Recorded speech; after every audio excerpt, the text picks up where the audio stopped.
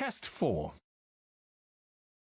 You will hear a number of different recordings, and you will have to answer questions on what you hear.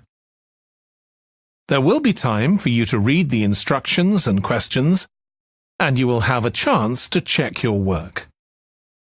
All the recordings will be played once only. The test is in 4 sections. At the end of the test, you will be given 10 minutes to transfer your answers to an answer sheet. Now turn to Section 1.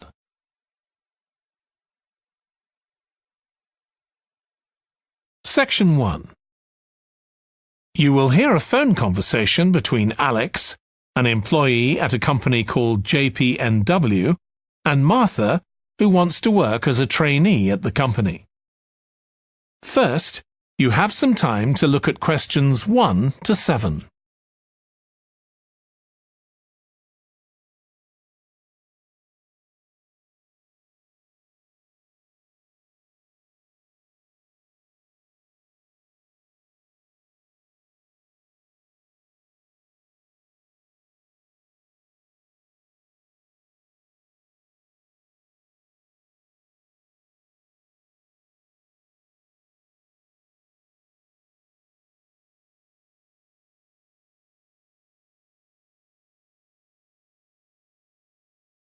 You will see that there is an example that has been done for you. On this occasion only, the conversation relating to this will be played first. Hi, Alex. It's Martha Clines here. James White gave me your number. I hope you don't mind me calling you.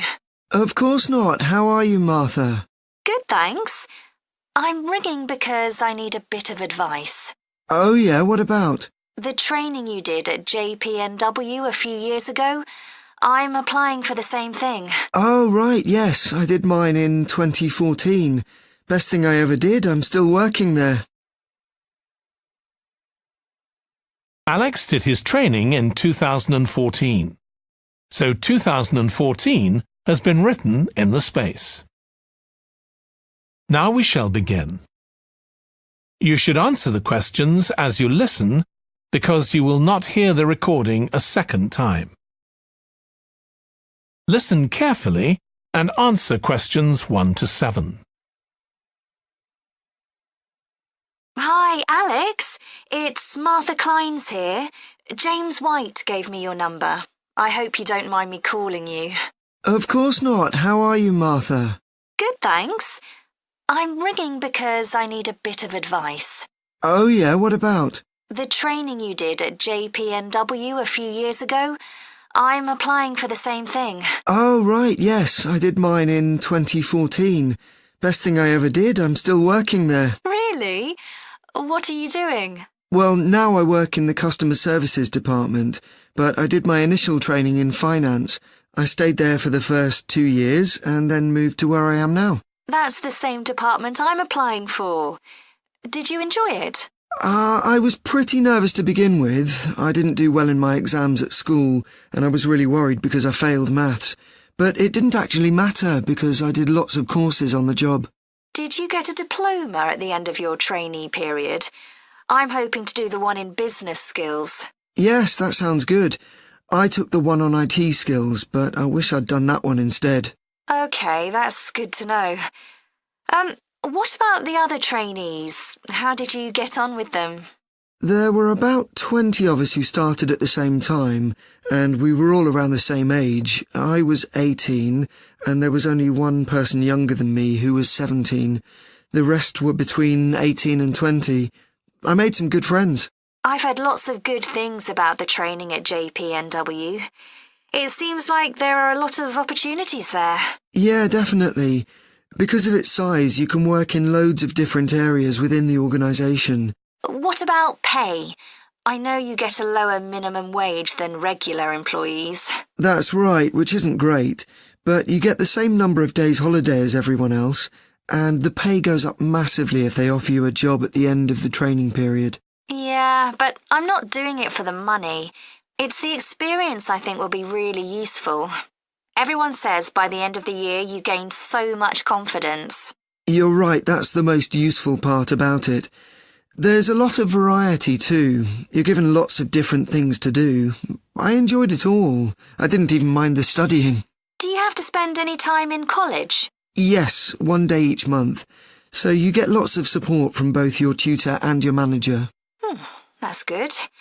And the company is easy to get to, isn't it? Yes, it's very close to the train station, so the location's a real advantage. Before you hear the rest of the phone conversation, you have some time to look at questions 8 to 10.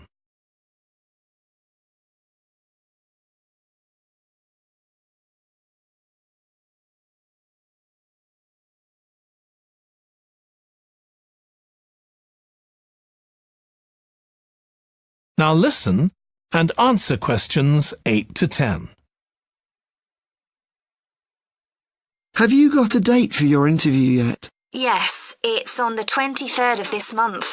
So long as you're well prepared, there's nothing to worry about. Everyone's very friendly. I am not sure what I should wear. What do you think? Nothing too casual, like jeans, for example.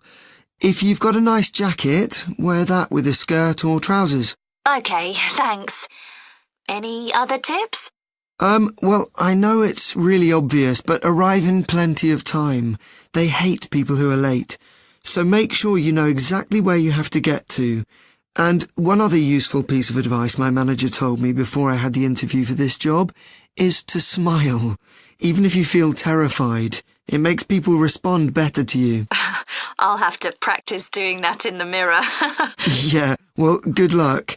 Let me know if you need any more information. Thanks very much. That is the end of section 1. You now have half a minute to check your answers.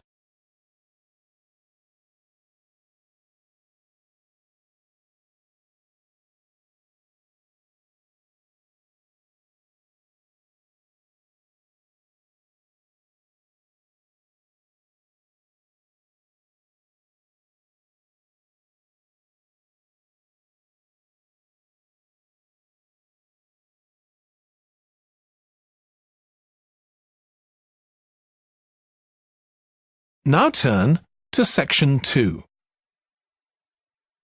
Section 2. You will hear a woman called Annie, who works at the Snow Centre in New Zealand, welcoming a group of visitors to the centre. First, you have some time to look at questions 11 to 16.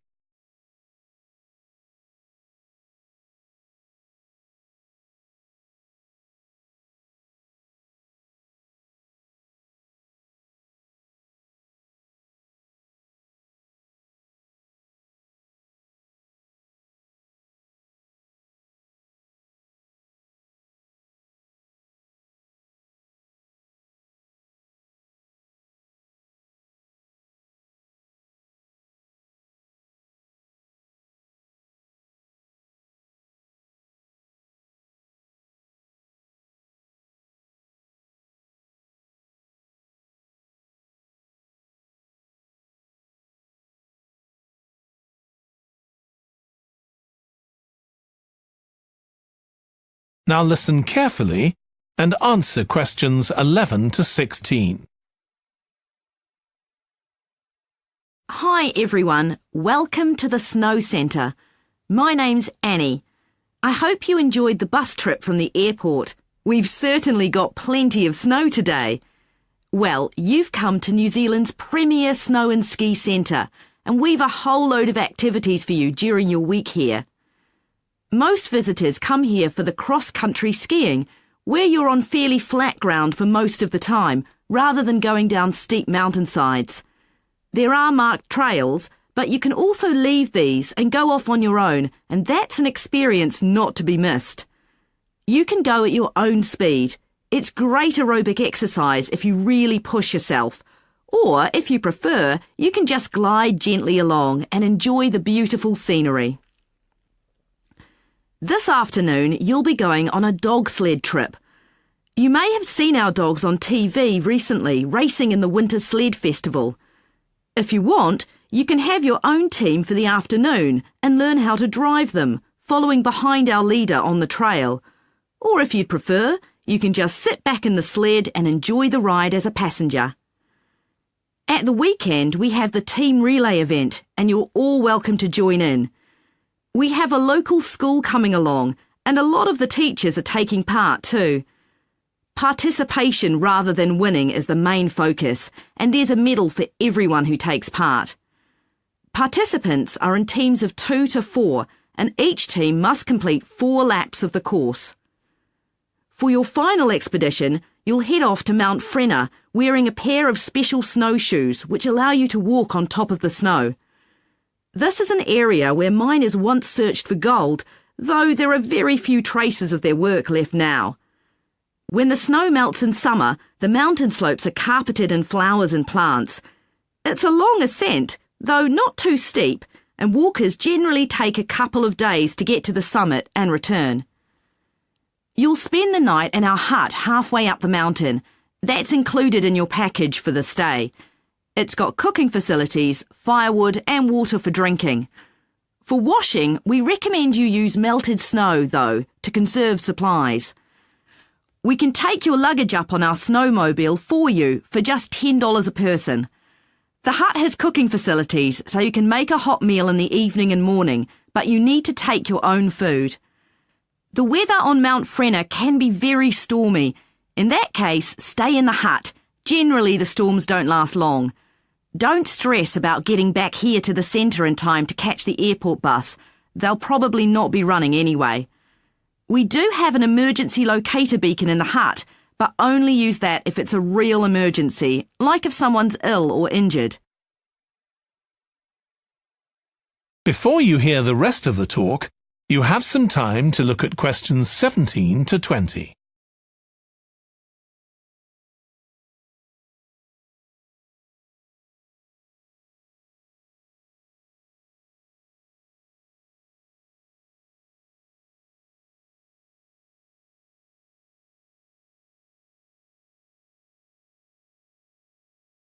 Now listen and answer questions 17 to 20.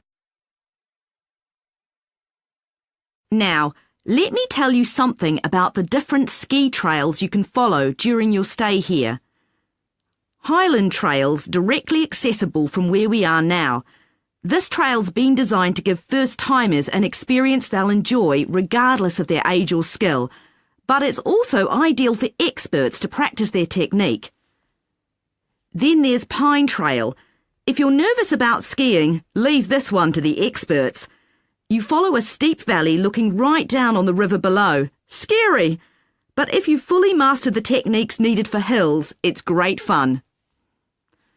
Stony Trail's a good choice once you've got a general idea of the basics. There are 1 or 2 tricky sections, but nothing too challenging. There's a shelter halfway where you can sit and take a break and enjoy the afternoon sunshine. And finally, Losers Trail. This starts off following a gentle river valley, but the last part is quite exposed, so the snow conditions can be challenging.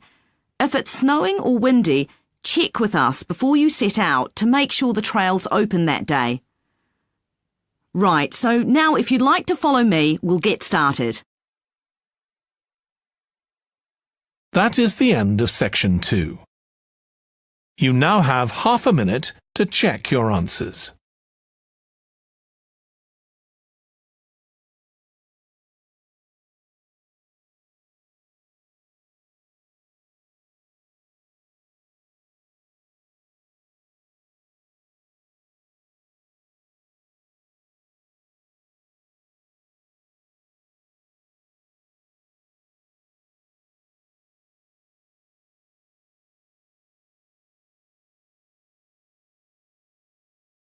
Now turn to Section 3.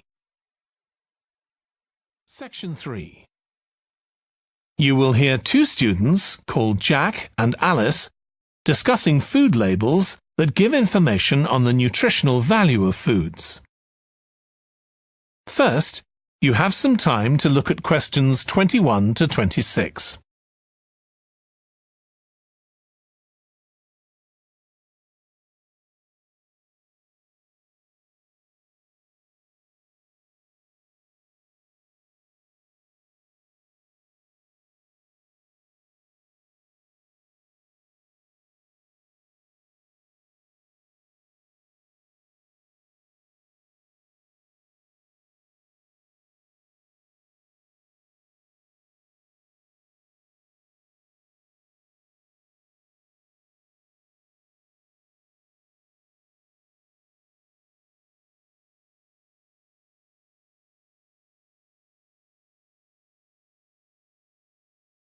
Now listen carefully and answer questions 21 to 26.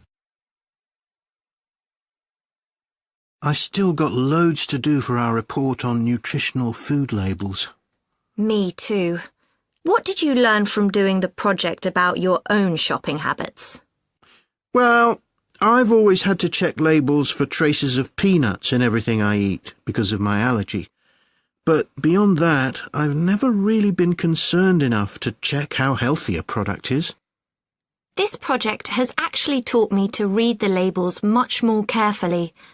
I tended to believe claims on packaging, like low in fat. But I now realise that the healthy yoghurt I've bought for years is full of sugar, and that it's actually quite high in calories. Ready meals are the worst. Comparing the labels on supermarket pizzas was a real eye-opener. Did you have any idea how many calories they contain? I was amazed. Yes, because unless you read the label really carefully, you wouldn't know that the nutritional values given are for half a pizza. When most people eat the whole pizza. Not exactly transparent, is it? Not at all. But I expect it won't stop you from buying pizza. Probably not, no. I thought comparing the different labelling systems used by food manufacturers was interesting. I think the kind of labelling system used makes a big difference. Which one did you prefer? I liked the traditional daily value system best, the one which tells you what proportion of your required daily intake of each ingredient the product contains. I'm not sure it's the easiest for people to use, but at least you get the full story. I like to know all the ingredients in a product, not just how much fat, salt and sugar they contain. But it's good supermarkets have been making an effort to provide reliable information for customers. Yes.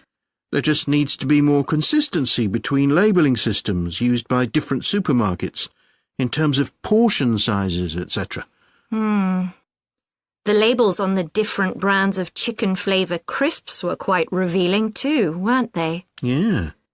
I don't understand how they can get away with calling them chicken flavour when they only contain artificial additives. I know. I'd at least have expected them to contain a small percentage of real chicken. Absolutely. I think having nutritional food labelling has been a good idea, don't you? I think it will change people's behaviour and stop mothers, in particular, buying the wrong things. But didn't that study kind of prove the opposite? People didn't necessarily stop buying unhealthy products. They only said that might be the case. Those findings weren't that conclusive, and it was quite a small-scale study. I think more research has to be done. Yes, I think you're probably right. Before you hear the rest of the discussion, you have some time to look at questions 27 to 30.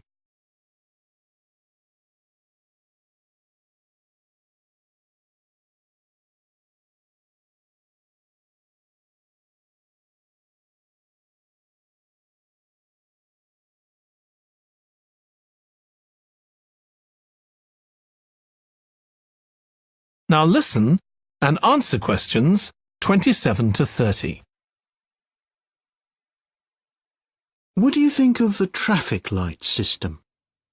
I think supermarkets like the idea of having a colour-coded system, red, orange or green, for levels of fat, sugar and salt in a product. But it's not been adopted universally, and not on all products.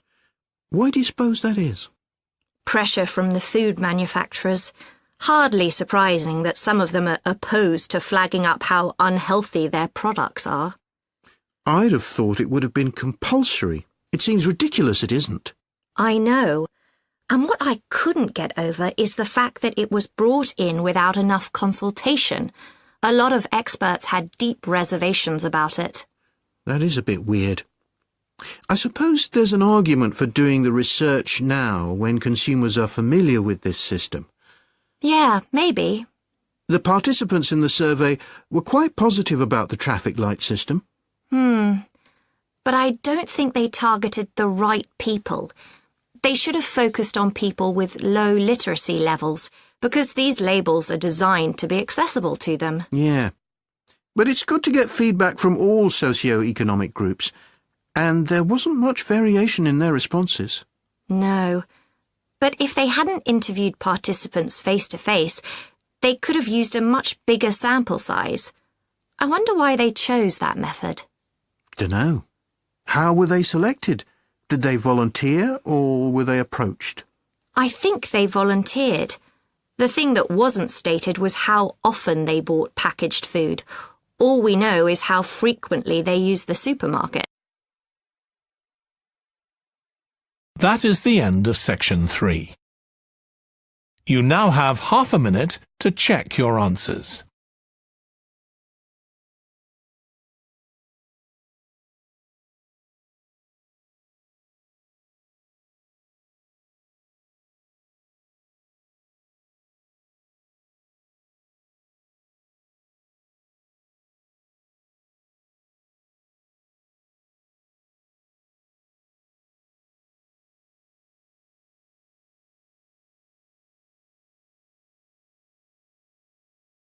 Now turn to section 4.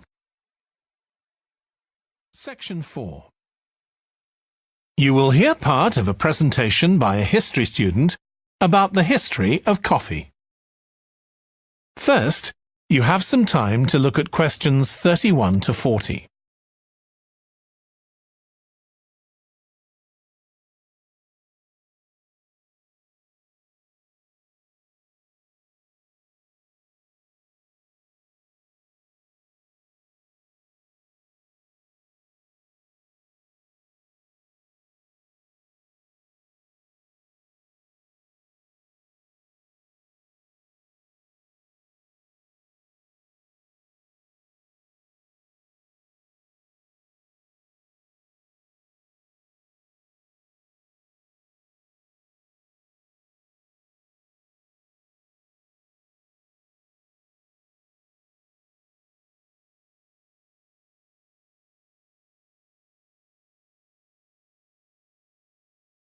Now listen carefully and answer questions 31 to 40. In my presentation, I'm going to talk about coffee and its importance both in economic and social terms. We think it was first drunk in the Arab world, but there's hardly any documentary evidence of it before the 1500s, although of course that doesn't mean that people didn't know about it before then. However, there is evidence that coffee was originally gathered from bushes growing wild in Ethiopia, in the northeast of Africa. In the early 16th century, it was being bought by traders, and gradually its use as a drink spread throughout the Middle East. It's also known that in 1522, in the Turkish city of Constantinople, which was the centre of the Ottoman Empire, the court physician approved its use as a medicine. By the mid-1500s, coffee bushes were being cultivated in the Yemen, and for the next 100 years, this region produced most of the coffee drunk in Africa and the Arab world. What's particularly interesting about coffee is its effect on social life. It was rarely drunk at home, but instead, people went to coffee houses to drink it. These people, usually men, would meet to drink coffee and chat about issues of the day. But at the time, this chance to share ideas and opinions was seen as something that was potentially dangerous. And in 1623, the ruler of Constantinople demanded the destruction of all the coffee houses in the city, although after his death, many new ones opened, and coffee consumption continued. In the 17th century, coffee drinking spread to Europe, and here too, coffee shops became places where ordinary people, nearly always men, could meet to exchange ideas. Because of this, some people said that these places performed a similar function to universities. The opportunity they provided for people to meet together outside their own homes and to discuss the topics of the day had an enormous impact on social life, and many social movements and political developments had their origins in coffeehouse discussions.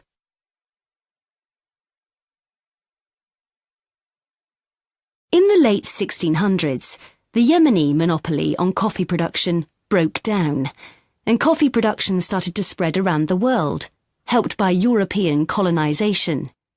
Europeans set up coffee plantations in Indonesia and the Caribbean, and production of coffee in the colonies skyrocketed. Different types of coffee were produced in different areas, and it's interesting that the names given to these different types, like Mocha or Java coffee, were often taken from the port they were shipped to Europe from. But if you look at the labour system in the different colonies, there were some significant differences. In Brazil and the various Caribbean colonies, coffee was grown in huge plantations, and the workers there were almost all slaves. But this wasn't the same in all colonies. For example, in Java, which had been colonised by the Dutch, the peasants grew coffee and passed a proportion of this on to the Dutch, so it was used as a means of taxation. But whatever system was used, under the European powers of the 18th century, coffee production was very closely linked to colonisation. Coffee was grown in ever-increasing quantities to satisfy the growing demand from Europe, and it became nearly as important as sugar production, which was grown under very similar conditions. However, coffee prices were not yet low enough for people to drink it regularly at home, so most coffee consumption still took place in public coffee houses, and it still remained something of a luxury item. In Britain, however, a new drink was introduced from China and started to become popular, gradually taking over from coffee, although at first it was so expensive that only the upper classes could afford it. This was tea, and by the late 1700s it was being widely drunk. However, when the USA gained independence from Britain in 1776, they identified this drink with Britain, and coffee remained the preferred drink in the USA, as it still is today. So, by the early 19th century, coffee was already being widely produced and consumed. But during this century, production boomed, and coffee prices started to fall. This was partly because new types of transportation had been developed, which were cheaper and more efficient. So now, working people could afford to buy coffee. It wasn't just a drink for the middle classes. And this was at a time when large parts of Europe were starting to work in industries. And sometimes this meant their work didn't stop when it got dark. They might have to continue throughout the night. So the use of coffee as a stimulant became important. It wasn't just a drink people drank in the morning for breakfast. There were also changes in cultivation. That is the end of section 4. You now have half a minute to check your answers.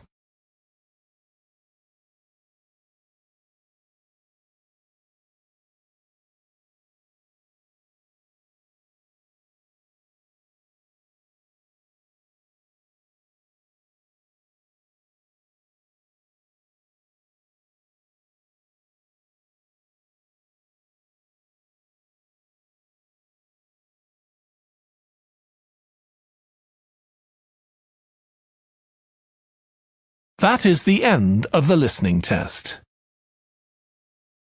In the IELTS test, you would now have 10 minutes to transfer your answers to the answer sheet.